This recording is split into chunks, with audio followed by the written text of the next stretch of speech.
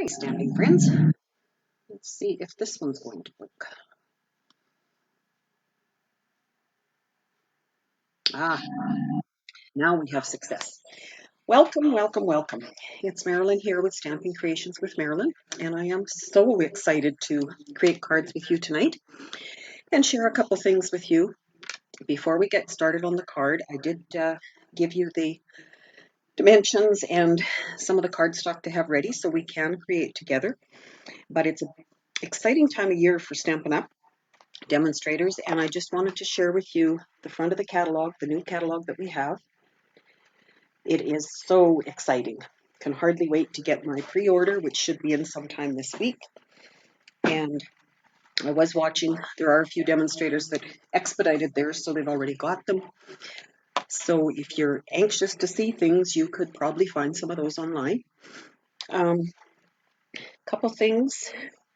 There are a number of products retiring. I have sent out an email about that in my newsletter. If you don't get my newsletter, I've listed in the top of the Facebook Live here all of the links to reach me, so hopefully you'll join.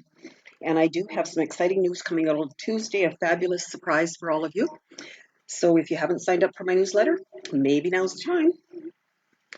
Also, I will have a host code showing up in the next screen when I work with the cards with you.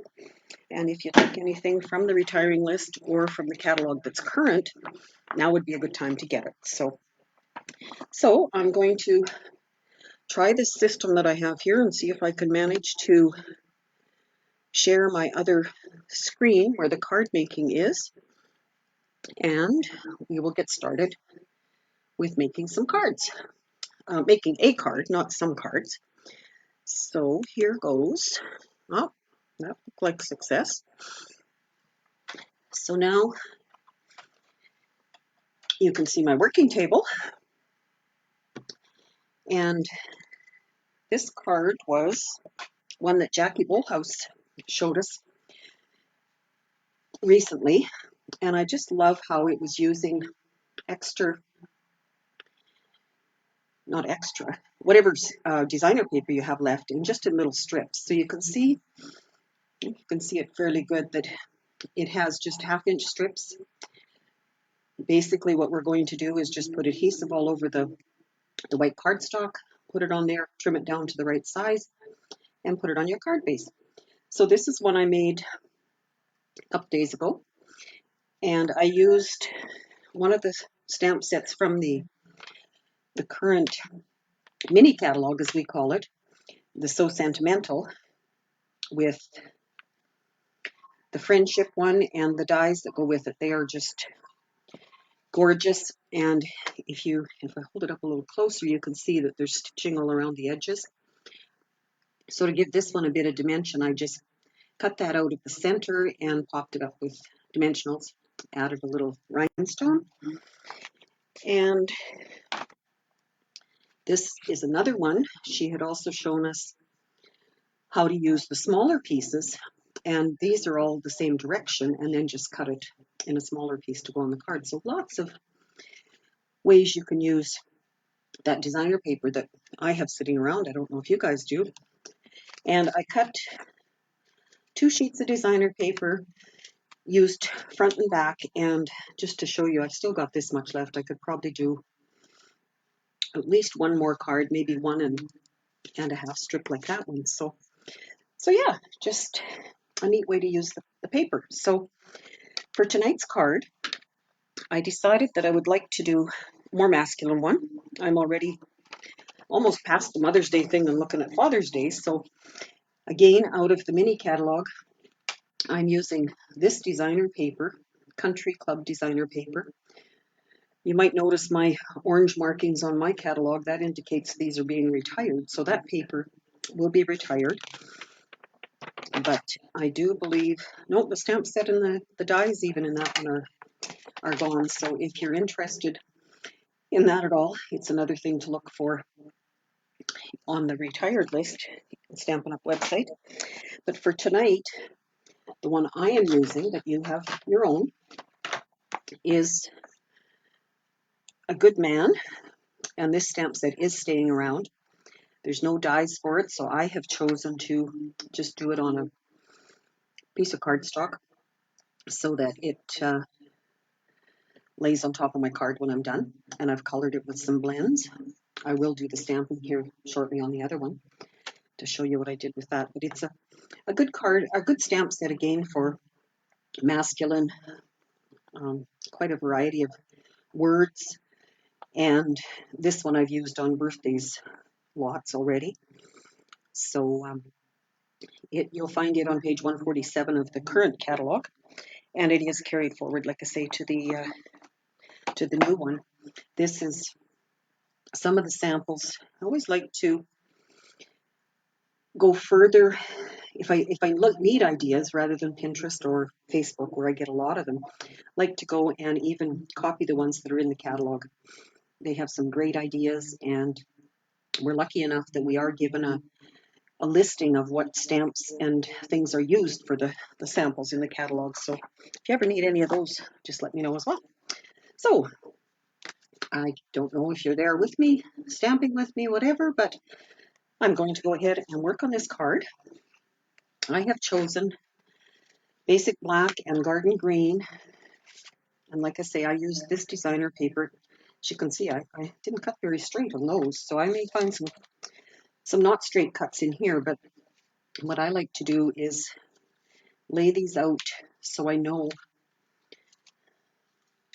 what colors I have to work with. And then I'm just going to alternate them as I go around the cards. So we'll work with that. And I have more here to cut if need be. So my base for the card is 11 by 4¼ scored at 5½, and that will fold it in half. And I'll try to keep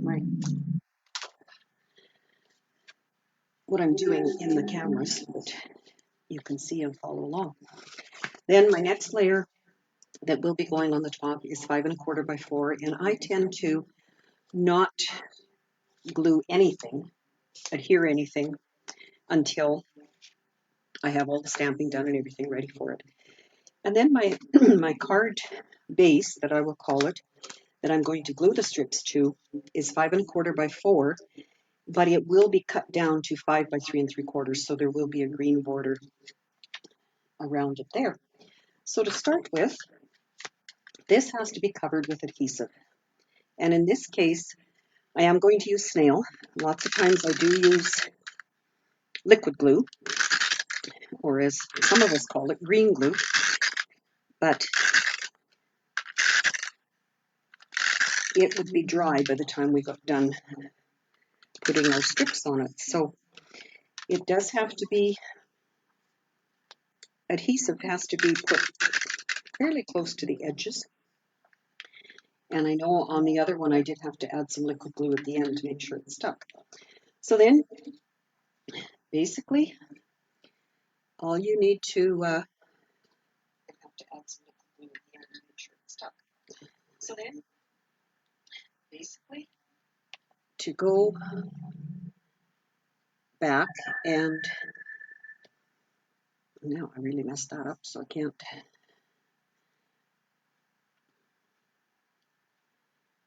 See what's happening. Just take your paper, and sorry, I was trying to read comments, and if you've commented there, I can't answer right now, but I certainly will answer you afterwards. So mainly because I don't know how to get back and I can't find it. Put your, move that up so you can see it. Put that first strip on, and then the idea was that Jackie showed us was to start at an angle for this one, and because they're cut square, because they were from a 6 by 6 sheet, just start building. It's just like a puzzle. Lay them tight together. I should show you one other. I've done a couple other of these scrappy strip cards. This is one that I did just with the retiring cardstock and cut it. They're not triangles, they're just different angles. and left a little bit of the black background in between. And also I've done one with designer paper, same idea. But on this particular one that I'm doing tonight, I put the strips all tight together. So it just gives a different look, but I like them all. So I worked with going 3 strips one way and then starting a different way. So again, I'm trying to keep it where you can see it.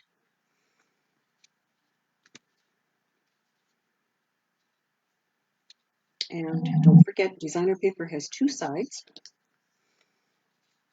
So you can, whoops, right over there. You can certainly turn them over through that way again. And then I'm going to go over on the other side. And I am going to work this one. And like I say, just mixing the different strips. Recommended that you, whatever paper you use, you take it all from the same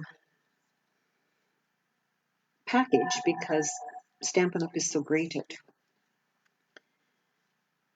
their color coordination that you know those colors are going to go together. So just work your way around the card. Again, over here, it looks like I might have to cut some more paper. I would start here.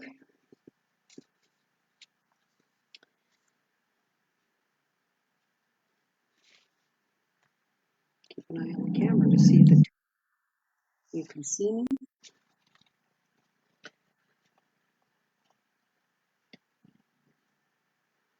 And hopefully all is working. Can't ask you, not like Zoom. We've been doing a lot of Zoom classes and whatever since this COVID thing has kept us at home, and it's great to see everybody, but it's wonderful with Zoom to be able to chat with you. So please keep in touch, keep watching my newsletters and whatever, because I would love to have any of you join me. Now, I don't know how many of you have used our Stampin' Up! Cutter. Like I say, I cut some of those a little bit crooked, but I've got 1, 2, 3, I've got 4 pieces here of the designer paper, and I can cut quite easily on this through all 4 of those layers. So I will just continue on, as I'm sure you're busy stamping. Before I forget, I might forget at the end of this because it's all new to me, what we're doing here. I would love it if you are creating with me to have you take a picture of your finished product or not finished product, whatever you like, and share it on the comments below. And like I said, I can't seem to be able to see the comments right at the moment, so hopefully there's nothing drastic, but I will certainly review all of them afterwards and be in touch with you. So yeah, great Stampin' Up! Cutter. And you may have heard, I'm sure you've heard before, that Stampin' Up! Retired the Big Shot, but in the catalog, when you get it, and you will see that there is a new cut and emboss machine, and not available right away. They said it will be available probably in June or July. It won't be too long, but anxious to get our hands on that and be able to play with it. It is one that Stampin' Up! Is making themselves, so we shouldn't have the issues with shipping and things like that anymore with it, and warranty and whatever. I'm really looking forward to it. So So just round and round your card so that you're getting the paper. Which color do I want? Which color do I want? Ooh, cut that one kind of the wrong way. But as you can see, the colors all match. It doesn't really matter what colors you put where. I think that one should have gone a different direction, but for now I'm just going to put it there. These two little white spots I have over here, I am going to fill in because not all of it will be cut off. But you can see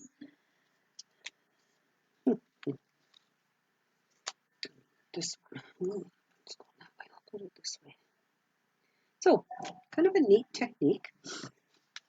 But when it's done, looks kind of silly that way. Turn it over, and you're going to have a lot of strips of designer paper left. Sorry. So what I like to do to begin with is just trim those off with my snips, because I don't think it would be very easy to cut those with the paper cutter.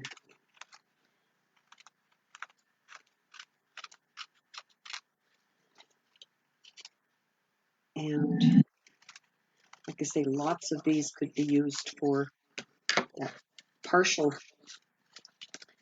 layer like I showed you earlier.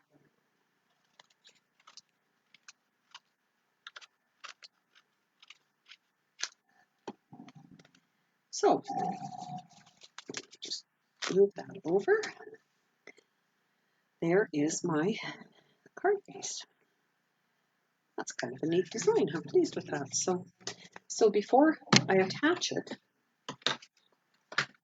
I would like to trim it to the next size down from the green. So it is going to be, and I'm going to look and see, okay, I've got a little bit of white there, I've got a little bit of white over there, so I might have to trim a little off each end. Eventually I want it to be 5 by 3 3/4, so I'm going to do this one about there. And again, the paper trimmer will cut through all of those layers. And this one will be, oh, obviously didn't have my glue right up there, so little chunks of paper. And then 3 3/4 this way is there, so I'm going to take that little white, oops, there's a couple of them on that edge, and 3 1/2, 3 3/4. Great measurements again on this cutter. They actually go down to the 1/16 of an inch, and there are centimeters on it as well. That's kind of out of my league, but if you're used to those, they're there as well. So there would be my card base, and I kind of like the way this one stands this way. My layer is going to go on, and this layer is going to go on. So for that, I will use liquid glue, just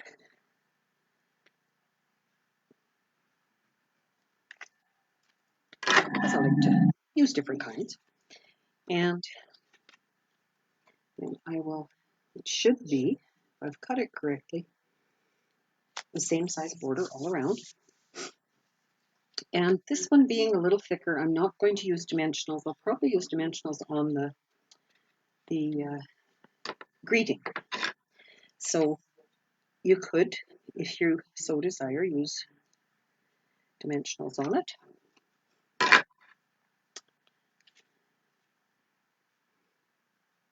And that one again should have the same amount of border all the way around. So now, obviously I did that before I measured it. In my case, I'm going to put the greeting on this way and have the card stand up. I will stamp one and show you what I've done with the stamp. Looks like I should replace that for sure. They're cling stamps is what they're called, as you'll see on the stamp set. So they do adhere to the block very well. And to start with on that particular one, I just laid my two stamps down and thought, yeah, that'll fit. That's the way I like it. So I'm using black pimento ink, which happens to be on back order right now. Obviously, lots of people looking for it. And I'm just going to center that as best I can. With all of my stamps, I like to use my piercing mat, which is retiring as well, because it seems to have a cushion where the stamps do stamp a little better. And if you don't have one of those, you can always lay your catalog underneath. That's another way to use some kind of cushioning underneath it. So I'm using the blends. The blends you'll find them on the retiring list, but it's only because the individual ones are being retired, not they're going to be sold in pairs, a light and dark for each one. So this particular one, I have a dark mossy meadow, and as you can see on my one I do have colored, I used it on his shorts. So I'm going to do that again.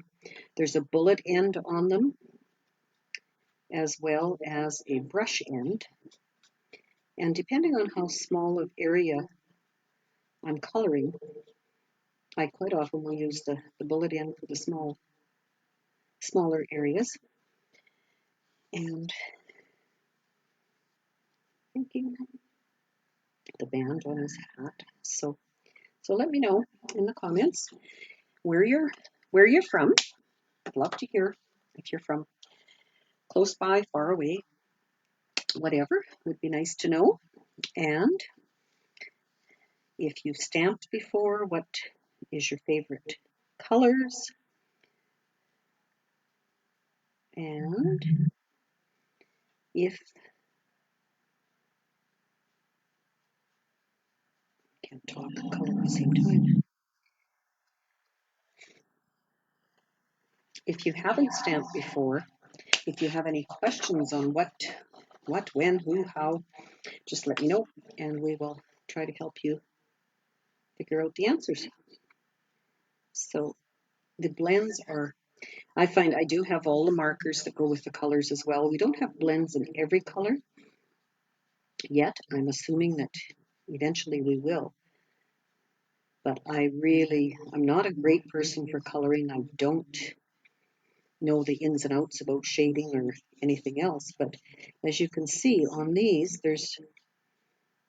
when you stamp, there is darker areas. So therefore that gives you some shading built in. Oh, his leg looks funny. I really should put some more green in it. And you can go back. There's, like I say, there's light and dark. And I know that I've watched a lot of other people with, yeah, that's better.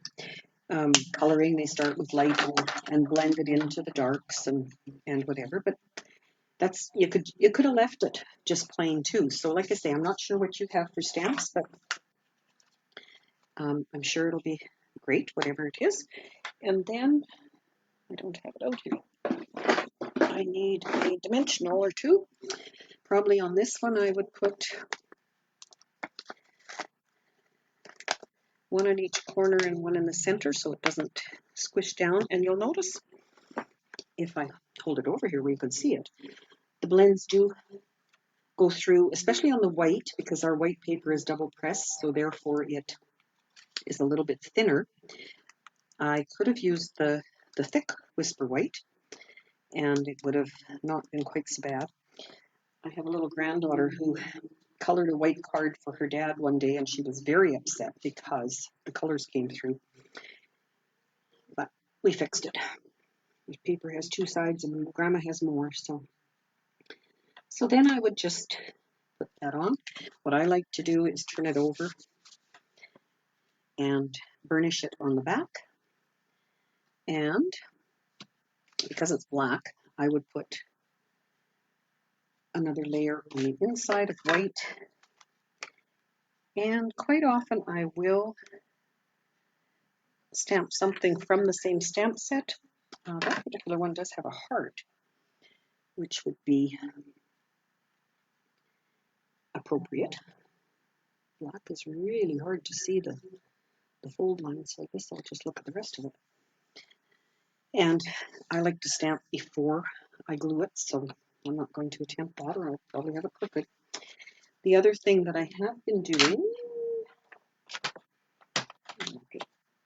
is taking a piece of the designer paper, because I have quite a bit of it,